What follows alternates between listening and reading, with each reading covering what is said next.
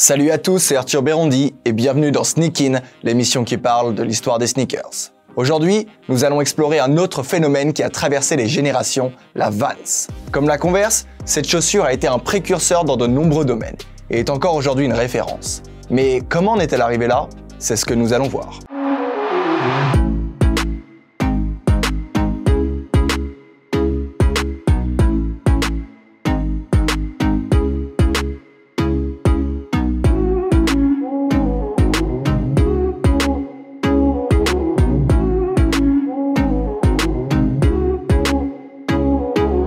Nous sommes en 1944 lorsque Paul Van Doren, le futur patron de Vans, est âgé de 14 ans. Son parcours, c'est pas un exemple au départ, car il quitte l'école pour passer ses journées dans le milieu de la course automobile. Cependant, il se fait remarquer pour ses qualités de comptable et ses facilités à gagner de l'argent. Ça lui a valu d'ailleurs le surnom de Dutch l'embrayeur. Malgré ses qualités d'homme d'affaires, il a fallu longtemps pour qu'il abandonne le domaine des courses. Un jour, sa mère lui a demandé d'arrêter ses bêtises et de se bouger un peu. Il se fait donc embaucher chez Randy's, un fabricant de chaussures à Boston. 20 ans plus tard, oui, grand saut dans le temps, Paul est vice-président exécutif de chez Randy's. Le tournant de sa carrière arrive lorsqu'il décide de déménager en Californie pour sauver une filiale en faillite. C'est le moment parfait pour tester ses qualités de businessman. En conséquence, il va ouvrir avec cette filiale sa propre entreprise de chaussures. Il est accompagné de son frère Jim, de ses amis Gordon Lee, un investisseur du Japon, et Serge Delia, quelqu'un qui a déjà une bonne expérience dans la chaussure. C'est avec eux qu'il fonde la Van Doren Rubber Company à Anaheim, en Californie, une boutique de 40 mètres carrés. La marque est déjà destinée au sport de glisse, car tous ses actionnaires sont passionnés par ces disciplines. Jusque-là, on peut se dire, rien de bien passionnant. Pourtant, pour l'époque, ces artisans travaillent d'une façon très originale. Ils vendaient des chaussures en toile fabriquées sur place, uniquement sur commande, avec la couleur et la taille que le client demandait, dans une boutique qui leur sert aussi d'usine, avec le slogan « Des baskets en toile pour toute la famille ». Oui, on peut dire qu'ils sont donc les initiateurs de la custom. C'est la première fois au monde qu'une entreprise fabriquait des baskets sur mesure de cette façon. Ça leur permettait d'économiser sur les coûts de fabrication.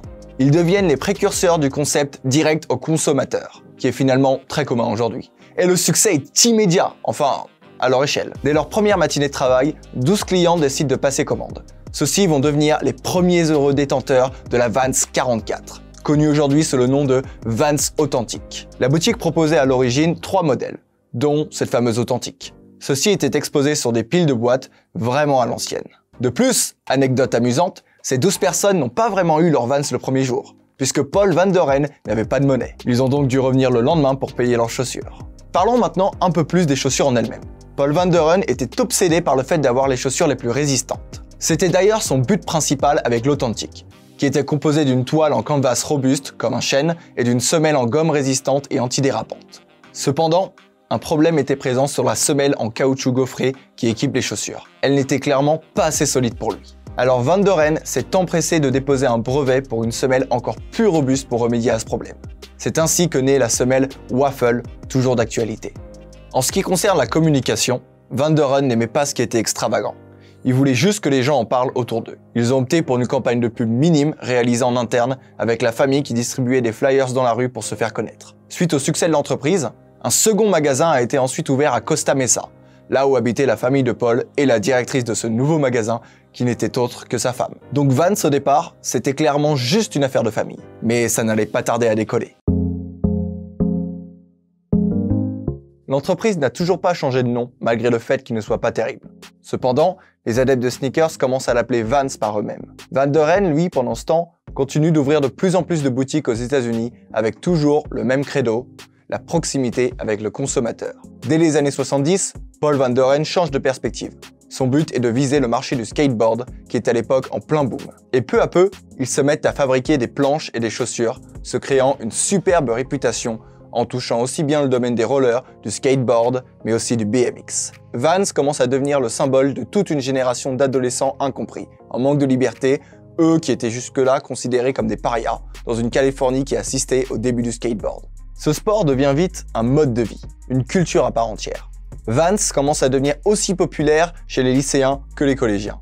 On les voit de plus en plus dans le sud de la Californie, les skaters aiment sa semelle résistante et adhérente, égalant la popularité de la All-Star de Converse, grâce à des modèles simples qui combinent plusieurs motifs et couleurs. Alors par contre, toute cette popularité dont je vous parle, elle n'est pas arrivée toute seule, puisque Vans s'était mis en tête de s'entourer de skateurs professionnels pour rentrer dans ce milieu. En 1976, Tony Alva et Stacy Peralta vont rendre célèbre la Authentic 44 en la faisant évoluer et même en changeant son nom, la Authentic deviendra Era. Le coup de marketing est bon puisque les skaters qui vont aider à l'amélioration sont considérés comme des pionniers de ce sport. Ils y ajoutent le légendaire Painted Collar derrière la chaussure pour protéger les chevilles des skaters. La sneaker est à la base rouge et bleu, mais connaît aussi beaucoup plus de coloris. C'est clairement une référence. Cependant, la Era, encore une fois, ce n'était que le début. Une autre Vans que vous connaissez tous va naître. Même si son nom ne vous dit rien, en vous montrant une photo, vous la reconnaîtrez tout de suite. La Old School. Sortie en 1977, elle s'appelle d'abord la Style 36. C'est le modèle qui est à l'origine de la bande latérale de la marque, la Slice Stripe ou la Jazz Stripe, qui était son nom prototype. Cette stripe est devenue clairement l'un des signes distinctifs de la marque. C'est l'un des modèles les plus reconnus aujourd'hui, c'est un pionnier, car c'est le premier modèle au monde à intégrer des empiècements en cuir pour résister plus longuement que les autres modèles de sneakers. Elle intègre également du daim cousu à l'avant de la chaussure pour protéger les pieds qui rentrent en contact avec le skateboard. C'est le choix privilégié des skateboarders à sa sortie, même les athlètes de BMX ne peuvent plus s'en passer. Si vous pensez que ce modèle s'arrête là en termes d'innovation, vous avez tort, car elle va faire naître quelque chose qui faisait partie de l'essence de la marque à la base, la customisation. En soi, le concept de Vans a toujours été de faire des chaussures sur mesure, donc c'est logique. Mais c'était bien plus que ça. La sneaker servait de toile pour exprimer sa vision artistique, son talent, son individualité, mais surtout sa personnalité. S'exprimer à travers des paires de Vans, ça devenait normal et ces customs envahissent les quartiers de Los Angeles.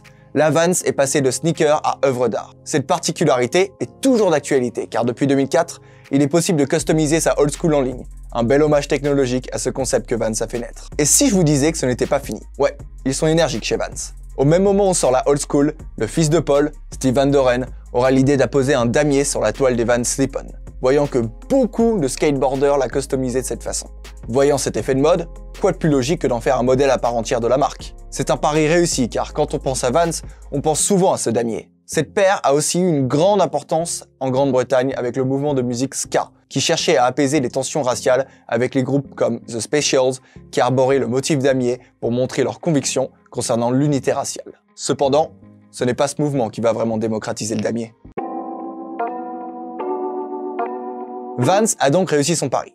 Toucher à la fois les jeunes skateboarders, athlètes de BMX, mais aussi les jeunes urbains, qui n'avaient pas forcément un grand intérêt pour ces deux sports. Alors par contre, c'est quelque chose d'autre qui l'a rendu universel, international. C'est ça qui a fait que cette Vans est ensuite portée par le monde entier. Cette chose, c'était le film Ça chauffe au lycée Richmond. Ce film était important à l'époque, car à sa sortie, c'était le premier long métrage au monde destiné uniquement aux adolescents. Sean Penn, alors très jeune, devient l'icône des jeunes Californiens à l'époque grâce à ce film, mais surtout grâce à la Vans Slip-On. Il appellera lui-même le fabricant de sneakers sous la tutelle d'Universal Studios pour qu'il lui envoie des Vans Slip-On. Dans ce film, il joue le mythique Jeff Spicoli, un jeune Californien surfeur aux cheveux longs, adepte de sport de glisse et de marijuana. Les ventes explosent grâce à la pub qu'engendre le film. C'est un véritable boom et les sneakers sont un tel emblème qu'elles apparaissent sur la boîte de CD de la bande originale du film. Plus seulement les skaters portent les Vans, tout le monde. Le modèle Slip-On damier est reconnu par tous et devient un modèle branché. La marque est connue dans le monde entier. D'ailleurs, c'est sûrement grâce à ce film que tout ceci a été possible. Alors hélas, contrairement à ce que l'on peut penser, c'est ce succès qui va conduire Vans à sa perte. Van Doven va changer d'usine car elle est devenue trop petite pour toute la nouvelle demande de la marque. Celle-ci sera construite à Orange en Californie. Il augmentera le nombre d'employés de près d'1 millier. Cependant, Van Doven va prendre beaucoup de mauvaises décisions. Un trop grand élargissement de catalogue en créant une gamme pour le basketball, le football, la lutte et la boxe. Alors que toutes les grandes marques fabriquaient déjà en Asie, lui voulait rester local et continuer de fabriquer aux États-Unis avec de gros coûts de production. Tout ça provoque un épuisement de fonds. Car non seulement la marque dépense trop, mais en plus, leur manque d'originalité se fait sentir depuis leur dernier hit. Résultat, Vans est en faillite en 1984. Mais bon, ça peut pas se finir comme ça, surtout pour une marque aussi mythique que Vans. La marque se fait racheter pour la première fois en 1988. Elle redevient omniprésente dans les années 90. Les pros du skateboard, les fans de hip-hop et de rock les portent à foison. La marque se lance même dans les collaborations avec le magasin de skateboard Supreme. Oui, c'est bien de Supreme dont on parle. D'ailleurs, pour ceux qui ne savaient pas, même si je pense que la plupart sont au courant, c'est un simple magasin de skateboard au départ qui avait déjà un bon succès. Les Vans Old School connaîtront des collaborations avec Stussy, Toy Story et Tyler the Creator. Ils vont aussi collaborer avec Converse. Même le grand designer Marc Jacobs en a créé quelques-unes. VF Corporation rachètera pour de bon Vans en 2004. et donnera l'occasion à la marque de regagner le succès de leurs grandes époques. En plus des autres déjà cités, Vans collabora avec Marvel, Disney. Le modèle du damier redeviendra même à la mode.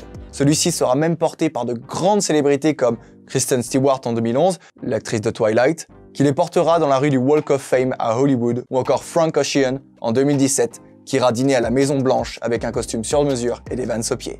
Comme quoi, la classe de ces chaussures est encore d'actualité. On peut alors se dire que Vans pourrait se contenter du succès de sa sneaker. Cependant, ce n'est pas dans leur ADN. Vans décide de rendre hommage au sport auquel il doit tant. Ils avaient déjà ouvert un skatepark en 1994 à Orange County, mais vont aussi sponsoriser l'événement de Triple Crown Series, devenu maintenant le Vans Triple Crown Series, une compétition de surf réputée. Ils se placeront également sur des concerts de punk rock avec des démonstrations de glisse, le Warp Tour. En 2010, ils inaugurent la House of Vans à Brooklyn à New York, également une autre à Londres, qui est un espace d'événements pour les skaters avec notamment le légendaire Tony Alva qui a participé à l'un d'entre eux. Cet événement a pour but de rendre hommage non seulement au skateboard, mais aussi au BMX, l'art, la musique, la culture de la rue et celle de la mode. Même si la marque a connu des hauts et des bas, Vans reste tendance après une cinquantaine d'années. Ce qui lui a permis de tenir, c'est non seulement sa créativité, mais également des décisions dans le monde du sport de glisse. Les jeunes fans continuent de soutenir leur style année après année. Vans a créé un véritable art de vivre et sa communauté sait le lui rendre. Les sneakers de Vans ont un design simple et efficace, tandis que les paires sont assez bon marché. De plus, comme les Converse, elles peuvent se porter avec absolument tout. Vans propose aussi maintenant des vêtements et des compétitions de skateboard. Une chose est sûre, cette marque n'est pas prête de disparaître du paysage pour l'instant. Merci à tous d'avoir regardé cet épisode de Sneak In.